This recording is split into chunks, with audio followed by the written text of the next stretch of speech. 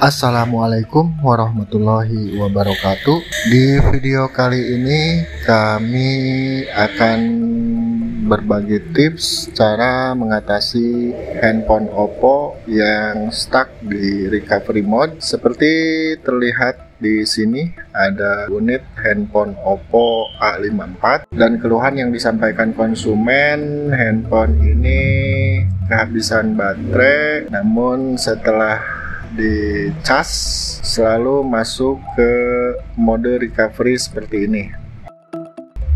Jadi untuk analisa awal untuk kasus-kasus handphone Oppo yang stuck pada recovery seperti ini, ketika dihidupkan langsung masuk ke menu recovery, jadi tidak masuk ke menu utama. Bisa sobat perhatikan di sini pada bagian tombol volume bawah apakah mengalami kerusakan atau tidak. Jadi pertama kita harus lepaskan terlebih dahulu backdoor. Jangan sampai salah langkah dengan mewipe handphonenya, karena kalau di format ini datanya akan hilang. Namun kalau memang recovery mode-nya itu dari flexible volume, dia tetap saja akan masuk ke recovery mode seperti ini meskipun sudah di reset atau di wipe datanya. Yang ada data sobat semua pasti hilang. Jadi langkah awal untuk penanganan kasus seperti ini, kita renggangkan mesinnya seperti barusan. Yang telah kami lakukan adalah merenggangkan mesin ke middle atau ke frame LCD dengan tujuan agar tombolnya tidak short, tidak menempel. Namun di sini sekarang terlihat handphonenya malah masuk ke safe mode meskipun telah masuk ke menu, dan sepertinya di sini handphone ini sudah di wipe juga oleh pemiliknya karena ketidaktahuan, mungkin di wipe. Jadi ini handphonenya sudah kembali ke settingan awal, yang pasti datanya kosong dan harus memasukkan lagi akun Google yang sama. Jadi bisa dipastikan ini tombol flexible volume dan flexible yang menyatu dengan flexible power ini bermasalah. Di sini kami lepaskan terlebih dahulu untuk fleksibelnya dengan menggunakan cairan isopropil agar lebih mudah untuk melepaskan, jangan sampai sobek ataupun rusak.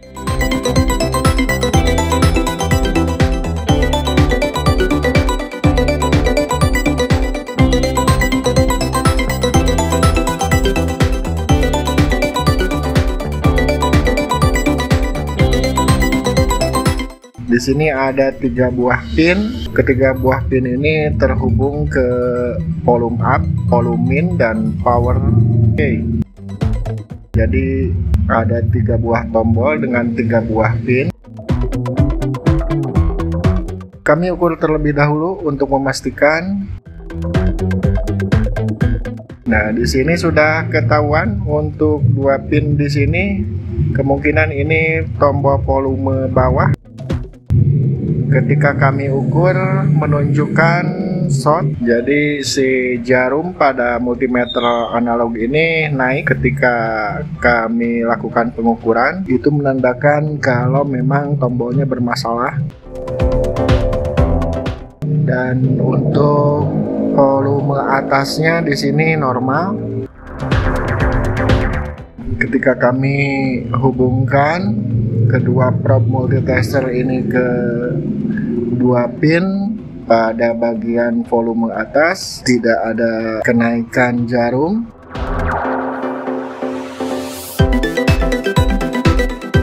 Dan setelah kami tekan switchnya seperti ini, dia naik menandakan tombolnya normal.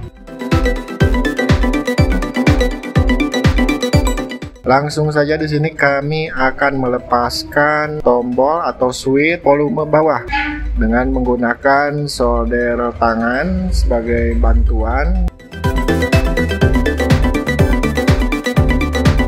Sudah terlepas.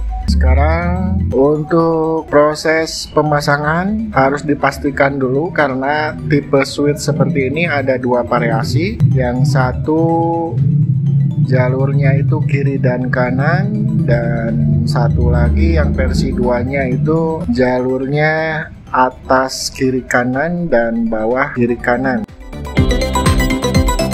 Kami bersihkan terlebih dahulu dari sisa lem di bagian kabel fleksibel volume ini agar nanti untuk proses pemasangannya rata dan presisi, jangan sampai rusak untuk jalurnya.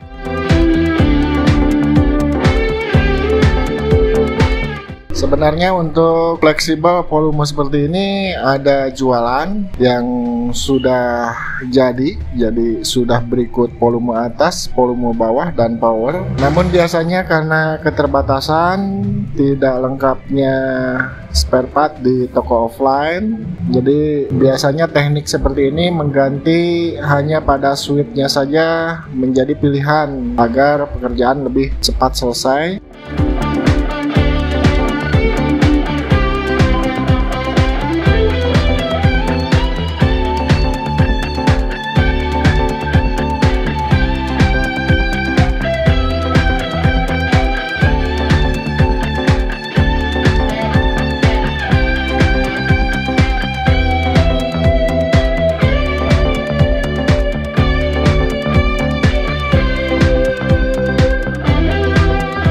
Dan di sini setelah kami ukur ternyata jalurnya ini yang kiri kanan atasnya itu satu jalur dan jalur bawahnya itu kiri dan kanan bawah.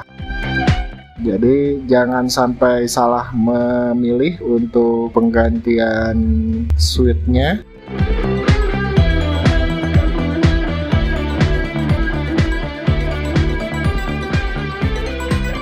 Biasanya switch seperti ini rusak karena kelembaban atau pernah terkena air sehingga dia menjadi korosi dan mengalami short pada bagian tombol ini. Kami pastikan terlebih dahulu sebelum proses pemasangan. Jalur kiri dan kanannya satu jalur.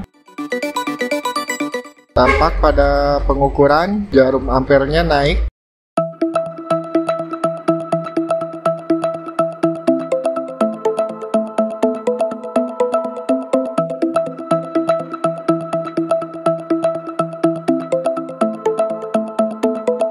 Dan untuk proses pemasangan, karena ini switch-nya lumayan kecil, jadi kami akan memasangkan dengan cara seperti pelepasan tadi menggunakan solder tangan. Jadi tinggal kita tepatkan saja.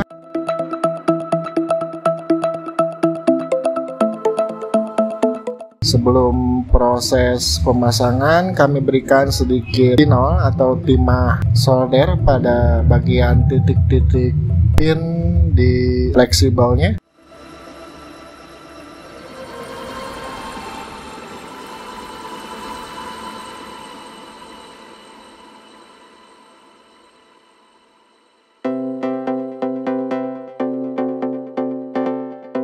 Dan untuk pemasangan prosesnya sangat mudah, tinggal kita taruh saja di atas seperti ini. Jangan terlalu melekat, diberi jarak kurang lebih setengah senti agar tidak meleleh untuk fleksibelnya.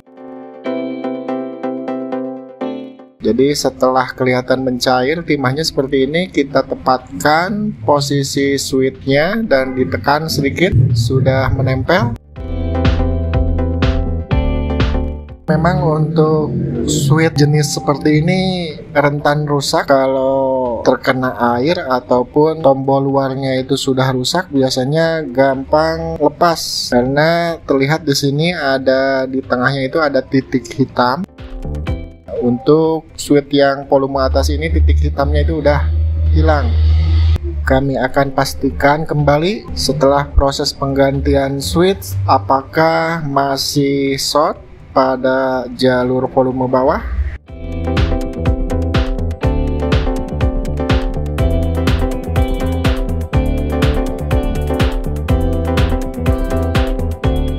Jarum ampere tidak naik menunjukkan bahwa jalurnya sudah oke, sudah normal.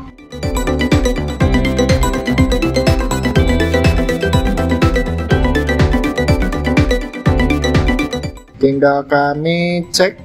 Di sini kami tekan untuk switchnya. Ketika ditekan, jarum naik seperti ini, berarti normal. Jadi tinggal dipasangkan saja. Setelah dilakukan pengukuran seperti ini bisa dipastikan tombolnya sudah normal, tidak mengalami short seperti tadi.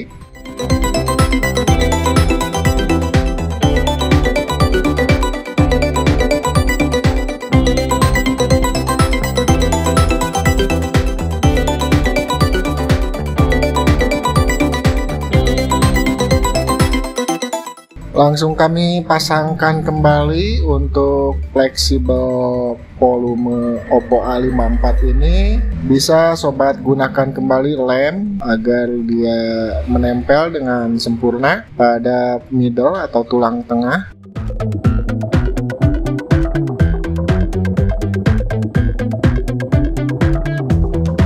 Sambil kami rakit kembali untuk mesin, di sini kami tepatkan, kami lekatkan kembali untuk fleksibelnya ke middle. Jadi memang untuk handphone yang menggunakan switch seperti ini, dia gampang atau rentan rusak apabila terkena cairan. Dan ketika tombol luarnya rusak atau karena mungkin salah pembongkaran pada bezel, ketika dibongkar switchnya terangkat.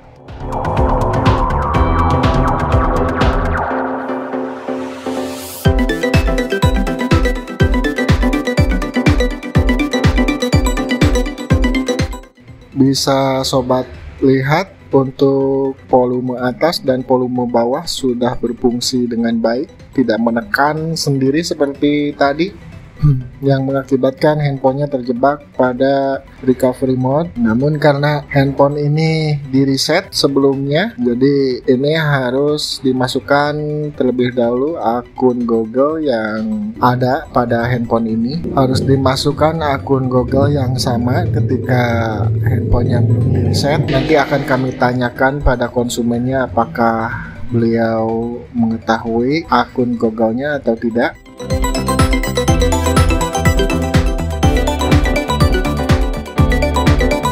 Jadi demikian untuk proses pengerjaan pada kasus-kasus handphone Oppo yang mengalami recovery mode atau save mode. Itu bisa dipastikan dengan analisa seperti pada penjelasan di awal tadi. Demikian video kami kali ini. Terima kasih telah menonton. Semoga bermanfaat. Wassalamualaikum warahmatullahi wabarakatuh.